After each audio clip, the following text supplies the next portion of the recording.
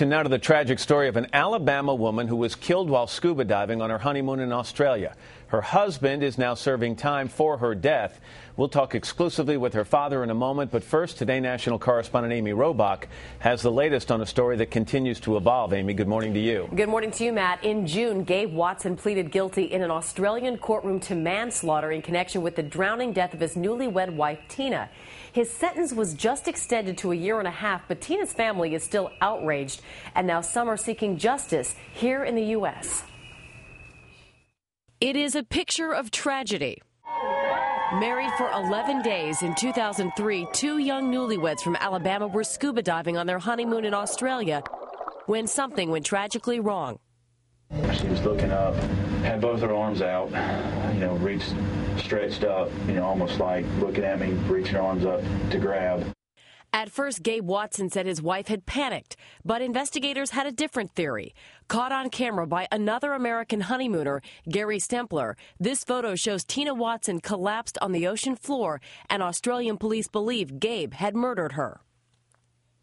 In a surprise development, Gabe received a plea deal from Australian prosecutors and pled guilty to manslaughter. He was sentenced to 1 year behind bars. We believe that Gabe Watson murdered our daughter. We'll continue to believe that. This is not justice, and this is not over. Creating a public outcry from the victim's family, an Australian appeals court recently ruled to extend Watson's sentence to a year and a half. After Australia's court decided to just add 6 months to Gabe Watson's sentence, Attorney General Troy King decided to pursue a charge that would carry more weight here in the States. The state's Attorney General says he will now seek capital murder charges. His two biggest obstacles are extradition and jurisdiction. Number one, getting him back from Australia on a capital murder charge. And two, jurisdiction. How does he have the power to prosecute and punish in the U.S. for something that happened in Australia? It is a case that some legal analysts say will make for a tough case. It's a real stretch. And his theory, I believe, is that if the crime was initially begun in this country and then concluded in another country, it can therefore be punished here. Well, we reached out to Gabe Watson's attorneys for the story. They had no comment. Matt, back to you. All right, Amy, thank you very much. Tommy Thomas is the father of the victim, Tina Thomas Watson. He's with us exclusively, along with Alabama's Attorney General Troy King. Good morning to both of you, gentlemen. Good morning.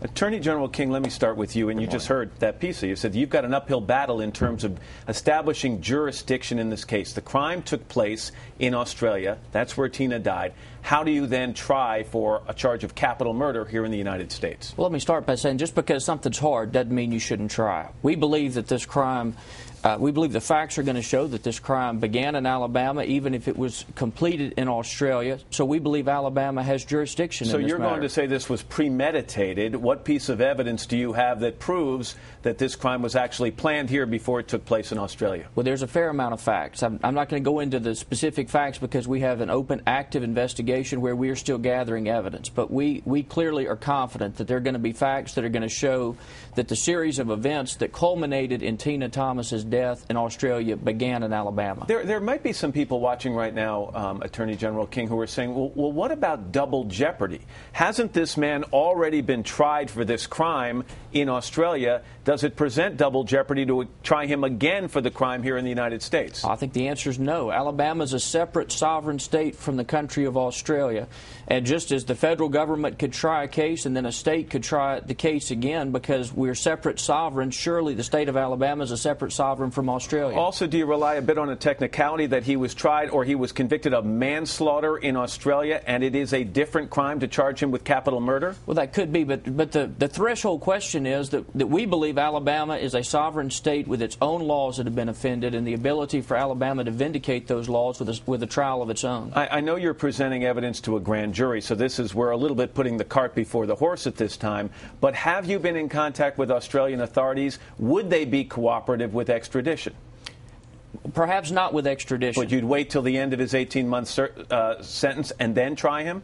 Well, we will go to a grand jury when we're confident we have the facts sufficient for a grand jury to weigh the facts and to make a decision. And Of course, as I'm sure you know, Australia will not extradite on a capital sentence. And there have been a lot of questions that have been posed to me about, well, why would you seek a capital sentence? And the answer to that's very simple. We would seek a capital sentence if we believe that's what the facts warrant, because to do otherwise would allow Australia to water down Alabama's law just like they've watered down their laws. Would you seek the death penalty? I mean, if I believe it's a capital crime, I will. All right, Mr. Thomas, first of all, thank you again for joining us. And I know your family has been outraged by the leniency shown to this man in Australia. How do you feel about the potential of capital murder charges being filed in Alabama once he's returned?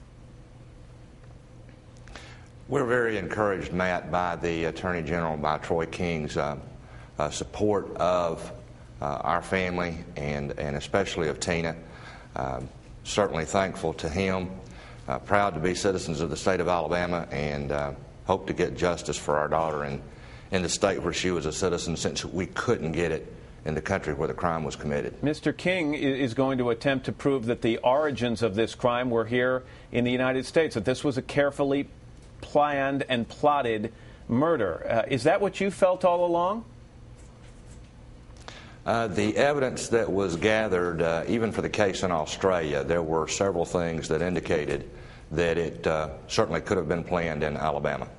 And Mr. King, when do you plan to present evidence? When will we find out what the grand jury has decided in this case? Well, as soon as we complete our investigation and can make that decision to not pursue capital murder charges, if we believe that's what's warranted, would be to desecrate Tina's memory, and I'm simply not going to allow that to happen.